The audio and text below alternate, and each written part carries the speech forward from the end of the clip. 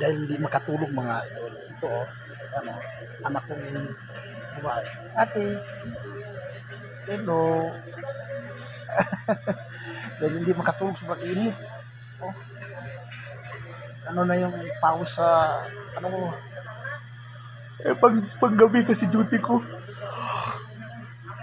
Ito, yan din, asawa ko,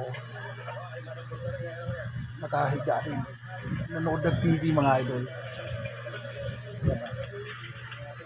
Pa, say hi. Say hi. Ano ate?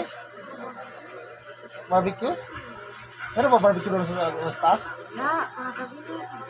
Ha? Wait. Gutom ka na? Maya anak. Kain tayo. Hanap tayo ulam. Ano ba? Nanood na lang kami ng TV. Pampalipas ng oras. Ay, grabing init. Sobrang init mga idol. Nanonood ko TV mga idol mo. Ting! Sa pusa. Sa pusa ko. Ay, grabe init mga idol. Ay, umalis sa alaga mo. Sobrang init mga idol. Dito tumutulo na yung pawis ko sa likod. Ito, nanood kami ng TV lang. TV lang yung libang namin. Ito mga idol.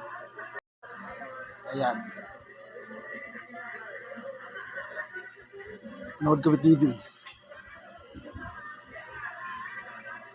Sobrang init, grabe. Ito na lang ang nanood namin. Nagugutom ako sa pinanood namin, daming pagkain. Ayan na oh.